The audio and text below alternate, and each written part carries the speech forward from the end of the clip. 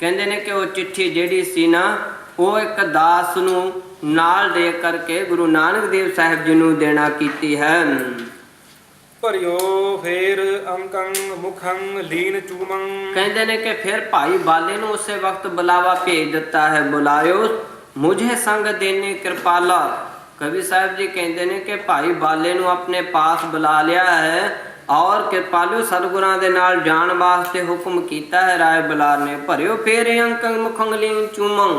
ਕਹਿੰਦੇ ਨੇ ਕਿ ਫਿਰ ਸਤਿਗੁਰੂ ਨਾਨਕ ਦੇਵ ਸਾਹਿਬ ਜੀ ਨੂੰ ਰਾਏ ਬਲਾਰ ਨੇ ਗਲ ਵਕੜੀ ਵਿੱਚ ਲੈ ਲਿਆ ਹੈ ਔਰ ਸਤਿਗੁਰਾਂ ਦਾ ਮਸਤਕ ਚੁੰਮਣਾ ਕੀਤਾ ਹੈ। ਮੁਚਿਓ ਨੈਣ ਨੀਰੰਗ ਗਿਰੀ ਬੂੰਦ ਭੂਮੰ। ਸਤਿਗੁਰਾਂ ਦੇ ਵਿਛੋੜੇ ਦਾ ਦੁੱਖ ਸਹਾਰਿਆ ਨਹੀਂ ਜਾਂਦਾ। ਨੇਤਰ ਭਰ ਆਏ ਹਨ, ਹਿਰਦਾ ਗਦ ਗਦ ਹੋ ਗਿਆ ਹੈ, ਨੇਤਰਾਂ ਚੋਂ ਹੰਝੂ ਵਹਿ ਤੁਰੇ ਹਨ। ਮਨੋ ਵਿਯੋਗ ਬੀਰੰਗ ਹਿਰਦੇ ਨ ਸਮਾਵੈ। ਮਨੋ ਵਿਯੋਗ ਵਿਛੋੜੇ ਦੀ ਪੀੜ ਜਿਹੜੀ ਸੀ ਰਾਏ ਬਲਾਰ ਦੇ ਹਿਰਦੇ ਵਿੱਚ ਨਾ ਸਮਾਈ, ਉਹ ਫੁੱਟ ਕੇ ਬਾਹਰ ਆ ਗਈ ਹੈ। ਚਖੰ ਦਵਾਰ ਆਮੇਰ ਬਾਯੰ ਸੋ ਆਵੈ। ਦੋਵਾਂ ਅੱਖਾਂ ਵਿੱਚੋਂ ਕਹਿੰਦੇ ਨੇ ਕਿ ਜਲ ਵਗ ਤੁਰਿਆ ਹੈ। ਦਿਲਾਸੋ ਦਿਓ ਹੈ ਧਰਿਓ ਹਾਥ ਸੀਸੰ। ਕਹਿੰਦੇ ਨੇ ਸਤਿਗੁਰੂ ਮਹਾਰਾਜ ਸਾਹਿਬ ਜੀ ਨੇ ਦਿਲਾਸਾ ਦਿੱਤਾ ਹੈ ਰਾਏ ਬਲਾਰ ਨੂੰ ਕਿ ਰਾਏ ਬਲਾਰ ਇਹ ਸਭ ਕੁਝ ਪ੍ਰਮਾਤਮਾ ਦੀ ਆਗਿਆ ਵਿੱਚ ਹੋ ਰਿਹਾ ਹੈ। ਵਿਦਾ ਕੀਨ ਪ੍ਰੀਤੰ ਬਹੁਤੀ ਛਿਤੀ ਸੰ। ਫਿਰ ਕਹਿੰਦੇ ਨੇ ਕਿ ਬੜੇ ਧੀਰਜ ਨਾਲ ਬਾਬਾ ਕਾਲੂ ਜੀ ਦੇ ਸਮੇਤ ਕਹਿੰਦੇ ਨੇ ਕਿ ਰਾਏ ਬਲਾਰ ਨੇ ਆਪਣੇ ਘਰ ਤੋਂ ਗੁਰੂ ਨਾਨਕ ਦੇਵ ਸਾਹਿਬ ਜੀ ਨੂੰ ਵਿਦਾ ਕੀਤਾ ਹੈ। ਗਏ ਧਾਮ ਮਾਤਾ ਮਿਲੀ ਅਸਰੂ ਡਾਰੀ। ਗੁਰੂ ਨਾਨਕ ਦੇਵ ਸਾਹਿਬ ਜੀ ਰਾਏ ਬਲਾਰ ਦੇ ਦਰਬਾਰ ਘਰ ਚੋਂ ਫਿਰ ਆਪਣੇ ਘਰ ਆ ਗਏ ਹਨ। ਪਤਾ ਲੱਗਾ ਹੈ ਮਾਤਾ ਤ੍ਰਿਪਤਾ ਜੀ ਨੂੰ ਕਿ ਮੇਰੇ ਨਾਨਕ ਨੇ ਮੇਰੇ ਤੋਂ ਦੂਰ ਚਲਿਆ ਜਾਣਾ ਹੈ, ਸੁਲਤਾਨਪੁਰ ਚਲਿਆ ਜਾਣਾ ਹੈ, ਜੈ ਰਾਮ ਦੇ ਘਰ ਜਾ ਕਰਕੇ ਰਹਿਣਾ ਹੈ। ਕਹਿੰਦੇ ਨੇ ਕਿ ਮਾਤਾ ਦਾ ਹਿਰਦਾ ਭਰ ਆਇਆ ਹੈ, ਗਦ ਗਦ ਹੋ ਆਈ ਹੈ। ਵਿਦਾਤਾ ਗਤੰ ਨ ਲਖੀ ਜਾਏ ਨਿਆਰੀ। ਨੇਤਰਾਂ ਚੋਂ ਹੰਝੂ ਵਹਿ ਤੁਰੇ ਹਨ। ਹੇ ਵਿਦਾਤਾ ਤੇਰੀ ਗਤੀ ਤੇਰੀ ਮਰਜ਼ਾਦਾ ਜਿਹੜੀ ਉਹ ਲਖੀ ਨਹੀਂ ਜਾਂਦੀ, ਜਾਣੀ ਨਹੀਂ ਜਾਂਦੀ। ਇਕੰ ਤਾਤ ਮੇਰੋ ਵਿਯੋਗੰ ਸੋ ਕੀਨੋ। ਇੱਕੋ ਇੱਕ ਮੇਰਾ ਪੁੱਤਰ ਸੀ, ਉਹ ਵੀ ਮੇਰੇ ਤੋਂ ਵਿਛੋੜ ਦਿੱਤਾ ਹੈ। ਨਾ ਦੇਵੰ ਸਹਾਰਿਓ ਨਾ ਦੇਖਨ ਦੀਨੋ। ਐ ਵਿਦਾਤਾ ਜਿਵੇਂ ਮਾਂ ਗੁਰੂ ਕੇ ਪਿਆਰਿਓ ਬੱਚੇ ਨੂੰ ਕੁਝ ਹੋ ਜਾਵੇ ਨਾ ਤਾਂ ਆਮ ਸਾਰੇ ਮਨੁੱਖਾਂ ਦੇ ਨਾਲ ਡਾਕਟਰਾਂ ਦੇ ਨਾਲ ਸਾਧੂਆਂ ਸੰਤਾਂ ਦੇ ਨਾਲ ਕਈ ਵਾਰਾਂ ਪ੍ਰਮਾਤਮਾ ਨੂੰ ਵੀ ਕੋਸਣ ਲੱਗ ਪੈਂਦੀਆਂ ਕਿ ਇਹ ਪ੍ਰਮਾਤਮਾ ਨਾ ਦੇਵੰ ਸਹਾਰਿਓ, ਨਾ ਦਿੱਤਾ ਹੋਇਆ ਸਹਾਰਿਆ ਹੈ, ਤੇ ਕਹਿੰਦੇ ਨੇ ਨਾ ਦੇਖਣ ਨਾ ਦੀਨੋ, ਨਾ ਹੁਣ ਦੇਖਣ ਦਾ ਹੀ ਨਸੀਬ ਹੈ। ਜੇ ਦਿੱਤਾ ਹੀ ਹੈ ਮੈਨੂੰ ਪੁੱਤਰ ਤਾਂ ਹੁਣ ਦੇਖਣ ਦਾ ਉਹ ਨਸੀਬ ਵੀ ਤੂੰ ਖੋ ਲੈਣਾ ਕੀਤਾ ਹੈ। ਭਰੇ ਅੰਕ ਮੈਂ ਸੀਤ ਸਵਾਸੰ ਨਿਕਾਰੇ। ਸਤਿਗੁਰੂ ਨਾਨਕ ਦੇਵ ਸਾਹਿਬ ਜੀ ਨੂੰ ਆਪਣੇ ਛਾਤੀ ਦੇ ਨਾਲ ਲਾ ਕਰਕੇ ਠੰਡੇ ਸਵਾਸ ਮਾਤਾ ਤ੍ਰਿਪਤਾ ਜੀ ਲੈਂਦੇ ਹਨ। ਵੱਡੀ ਪੀਰ ਮਾਨੋ ਹੋਵੈ ਪ੍ਰਾਨ ਨਿਆਰੇ। ਕਹਿੰਦੇ ਨੇ ਕਿ ਐਸੀ ਪੀੜਾ ਵਧੀ ਹੈ ਕਿ ਮੰਨ ਲਓ ਪੁੱਤਰ ਮਾਂ ਤੋਂ ਦੂਰ ਹੋਵੇ ਤਾਂ ਇਉਂ ਹੁੰਦਾ ਹੈ, ਇਉਂ ਪ੍ਰਤੀਤ ਹੁੰਦਾ ਹੈ ਜਿਵੇਂ ਜਾਨ ਨਿਕਲ ਚੱਲੀ ਹੋਵੇ। ਕਹੋ ਤਾਤ ਤੇਰੇ ਬਿਨਾ ਕੈਸ ਜੀਵੋ। ਹੇ ਪੁੱਤਰ ਹੁਣ ਮੈਂ ਤੇਰੇ ਤੋਂ ਬਗੈਰ ਕਿਵੇਂ ਜੀਵਾਂਗੀ, ਤੈਨੂੰ ਤਾਂ ਸਵੇਰੇ ਸ਼ਾਮ ਦੇਖਦੀ ਸਾਂ। ਸਹਿਓ ਜਾਏ ਨਾਹੀ ਬਿਖੈ ਘੋਰ ਪੀਵੋ। ਇਹ ਤਾਂ ਬਹੁਤ ਜ਼ਹਿਰ ਨਾਲੋਂ ਵੀ ਕੜਤਨ ਹੈ, ਤੇਰਾ ਵਿਛੋੜਾ ਮੇਥੋਂ ਸਹਾਰਿਆ ਨਹੀਂ ਜਾਵੇਗਾ। ਕਿਆ ਮੈਂ ਨਿਹਾਰੋ ਸੋ ਪਾਛੈ ਇਕਾਕੀ। ਤੁਹਾਡੇ ਤੋਂ ਪਿੱਛੋਂ ਮੈਂ ਹੋਰ ਇਕੱਲੀ ਕੀ ਦੇਖਣਾ ਕਰਾਂਗੀ, ਕਿਸ ਨੂੰ ਦੇਖਣਾ ਕਰਾਂਗੀ।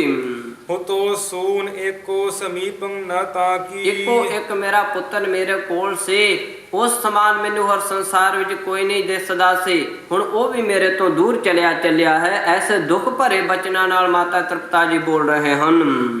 ਕਰੀ ਬੰਦਨਾ ਮਾਤ ਕੋ ਰੋਤ ਛੋਰੀ। ਉਸ ਵਕਤ ਕਹਿੰਦੇ ਨੇ ਕਿ ਗੁਰੂ ਨਾਨਕ ਦੇਵ ਸਾਹਿਬ ਜੀ ਨੇ ਆਪਣੀ ਮਾਤਾ ਜੀ ਨੂੰ ਨਮਸਕਾਰ ਕੀਤੀ ਹੈ ਔਰ ਮਾਤਾ ਨੂੰ ਵਿਯੋਗ ਦੇ ਵਿਛੋੜੇ ਵਿੱਚ ਛੋੜ ਕਰਕੇ ਪਿਤਾ ਕੋ ਨਮੋ ਕੀਨ ਦੋ ਹਾਥ। ਬਾਬਾ ਕਾਲੂ ਜੀ ਦੇ ਪਾਸ ਆਣ ਕਰਕੇ ਨਮਸਕਾਰ ਕੀਤੀ ਹੈ ਦੋਨੋਂ ਹੱਥ ਜੋੜ ਕਰਕੇ।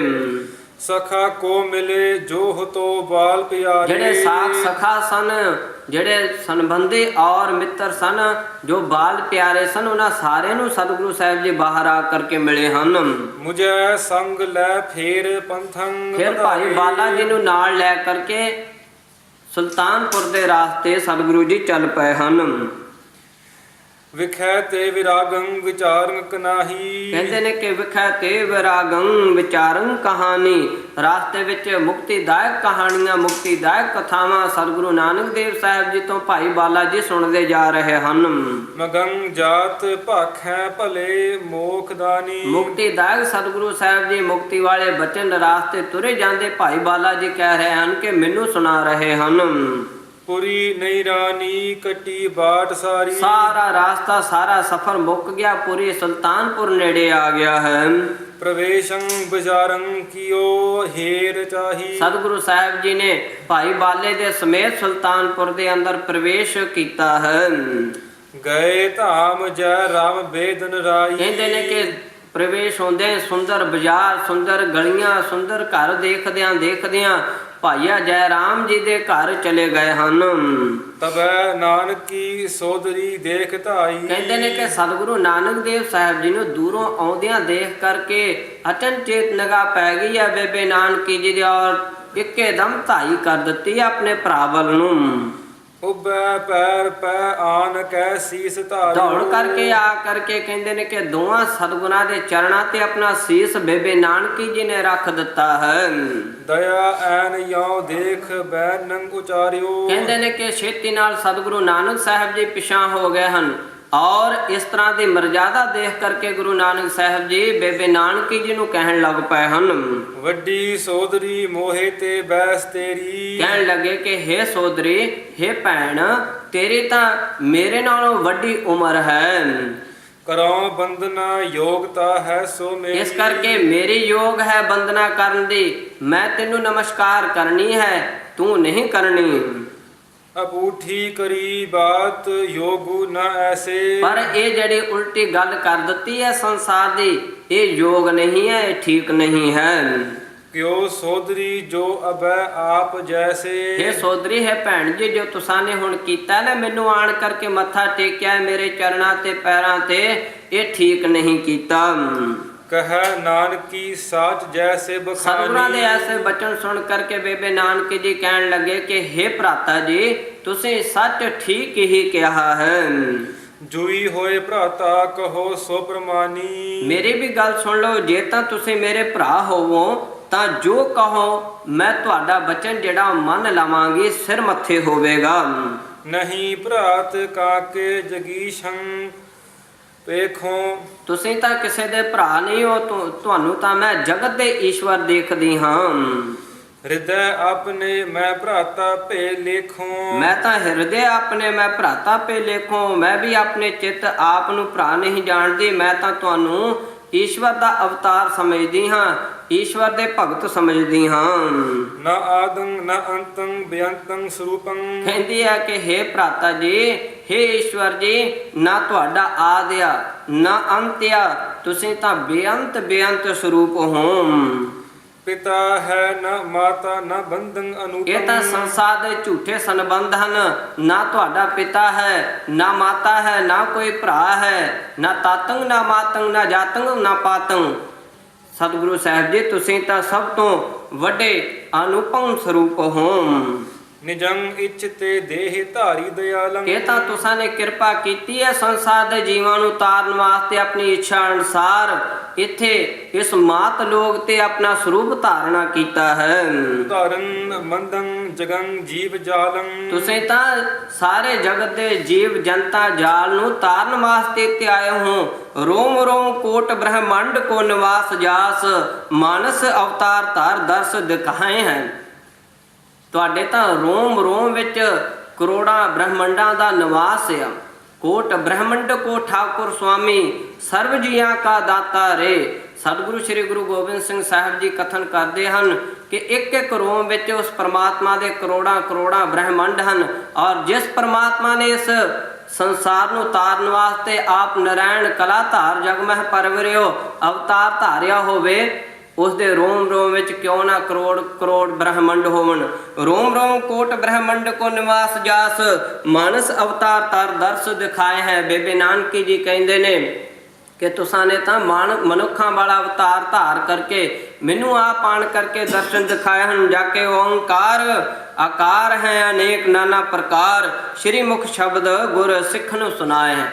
ਤੁਹਾਡੇ ਤਾਂ ਸਿਰਫ ਬਚਨ ਸੁਣ ਕਰਕੇ ਤੁਹਾਡੇ ਸਿੱਖ ਜਿਹੜੇ ਉਹ ਤਰ ਜਾਂਦੇ ਹਨ। ਕਿਤਨਾ ਬੜਾ ਪਾਕਿਸਤਾਨ ਦਾ ਰਾਏ ਬਲਾਰ ਰਾਜਾ ਸੀ, ਉਹ ਤੁਹਾਡੇ ਕੇਵਲ ਬਚਨ ਸੁਣ ਕਰਕੇ, ਤੁਹਾਡੇ ਕੌਤਕ ਦੇਖ ਕਰਕੇ, ਤੁਹਾਡੇ ਕਿਰਿਆ ਕਰਮ ਕਰੇ ਮਾਨ ਦੇਖ ਕਰਕੇ ਤੁਹਾਡਾ ਸੇਵਕ ਬਣ ਗਿਆ। ਇਸ ਤੋਂ ਇਲਾਵਾ ਕਈ ਸਾਧੂ ਸੰਤ ਫਕੀਰ ਮੈਂ ਆਪ ਡਿੱਠੇ ਨੇ ਤੁਹਾਡੇ ਸਿੱਖ ਬਣਦੇ। ਮੈਂ ਕਿਉਂ ਨਾ ਬਣਾ, ਮੈਂ ਵੀ ਤੁਹਾਡੀ ਸਿੱਖਣੀ ਆ। ਸਭ ਤੋਂ ਪਹਿਲੀ ਸਿੱਖਣੀ ਗੁਰੂ ਨਾਨਕ ਦੇਵ ਸਾਹਿਬ ਜੀ ਦੀ ਬੇਬੇ ਨਾਨਕੀ ਜੀ ਸਨ। ਬਚਪਨ ਵਿੱਚ ਹੀ ਜਾਣ ਲਿਆ ਸੀ ਕਿ ਅਕਾਲ ਪੁਰਖ ਪਰਮੇਸ਼ਵਰ ਦਾ ਅਵਤਾਰ ਹਨ ਔਰ ਇਨ ਜੈਸਾ ਇਸ ਜਗਤ ਮਾਤ ਲੋਕ ਵਿੱਚ ਹੋਰ ਕੋਈ ਨਹੀਂ। ਕਹਿੰਦੀ ਹੈ ਭਰਾਤਾ ਜੀ, ਮੈਂ ਤਾਂ ਉਸ ਦਿਨ ਤੋਂ ਹੀ ਜਾਣ ਲਿਆ ਸੀ, ਤੁਸਾਂ ਤੇ ਬੜੀ ਕਿਰਪਾ ਕੀਤੀ ਹੈ ਮੇਰੇ ਘਰ ਵਿੱਚ ਆਣ ਕਰਕੇ। 100 ਦਿਨ ਸਫਲ ਗਣਿਆ, ਮੈਂ ਇਹ ਦਿਨ ਸਫਲ ਜਾਣ ਲਿਆ ਹੈ ਕਿ ਅੱਜ ਮੇਰਾ ਦਿਨ ਸਫਲਾ ਹੋ ਗਿਆ ਹੈ, ਮੇਰਾ ਘਰ ਸਫਲਾ ਹੋ ਗਿਆ ਹੈ। ਪ੍ਰਭ ਮਿਲਾਇਆ ਰਾਮ, ਕਿ ਤੁਸਾਂ ਨੇ ਆਣ ਕਰਕੇ ਮੈਨੂੰ ਦਰਸ਼ਨ ਬਖਸ਼ੇ ਹਨ। ਸਤਿਗੁਰੂ ਸਾਹਿਬ ਜੀ ਬਾਬਤ ਉਦਾਹਰਨ ਮੰਦੰ ਜਗੰ ਜੀਵ ਜਾਲੰ, ਬੇਨਤੀ ਕਰਦੇ ਨੇ ਕਿ ਤੁਸੀਂ ਤਾਂ ਸਾਰੇ ਜਗਤ ਜੀਵ ਜਾਲ ਨੂੰ ਉਦਾਹਰਨ ਵਾਸਤੇ ਆਏ ਹੋ। ਕਲੀ ਕਾਲ ਮਾਹੀ ਬਿਥਾਰੋ ਸੁਚਾਲੀ, ਤੁਸੀਂ ਤਾਂ ਕਲਯੁਗ ਦੇ ਐਸੇ ਘੋਰ ਅੰਧੇਰੇ ਸਮੇਂ ਵਿੱਚ ਸਿੱਧੀ ਚਾਲ, ਸਿੱਧੇ ਰਾਸਤੇ ਪਾਉਣ ਵਾਸਤੇ, ਸ਼੍ਰੇਸ਼ਟਾਚਾਰ ਦਰਸਾਉਣ ਵਾਸਤੇ ਆਏ ਹੋ। ਮਿਟਾਵੋ ਕੁਪੰਥੰ ਕੁਦੰਭੰ ਕੁਚਾਲੀ, ਮਿਟਾਵੋ ਕੁਪੰਥੰ ਕੁਦੰਭੰ ਕੁਚਾਲੀ, ਭੈੜੇ ਰਾਹ ਤੁਸੀਂ, ਖੋਟੀ ਮੱਤ ਤੁਸੀਂ ਮਿਟਾਉਣ ਵਾਸਤੇ ਆਏ ਹੋ। ਐਸ ਹੀ ਮੋਹੇ ਕੋ ਦਾਨ ਦੀਜੈ, ਕਿਰਪਾ ਕਰੋ ਇਸੇ ਤਰ੍ਹਾਂ ਹੀ ਮੈਨੂੰ ਅੰਤ ਸਮੇਂ ਤੱਕ ਦਾਨ ਦਿੰਦੇ ਰਹੋ ਜੇ ਆਪਣੇ ਦਰਸ਼ਨਾਂ ਦਾ।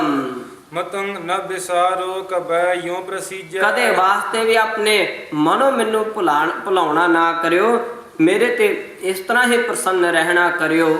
ਇਹ ਬੇਨਤੀ ਪੂਰਵਕ ਬਚਨ ਬੇਬੇ ਨਾਨਕੀ ਜੀ ਸ੍ਰੀ ਗੁਰੂ ਨਾਨਕ ਦੇਵ ਸਾਹਿਬ ਜੀ ਦੇ ਸੁਲਤਾਨਪੁਰ ਭਾਈਆ ਜੈ ਰਾਮ ਜੀ ਦੇ ਘਰ ਗਿਆ ਕਰ ਰਹੇ ਹਨ। ਸੋ ਸਤਿਕਾਰਯੋਗ ਸਾਧ ਸੰਗਤ ਜੀ, ਪ੍ਰਸੰਗ ਚੱਲਦਾ ਹੈ।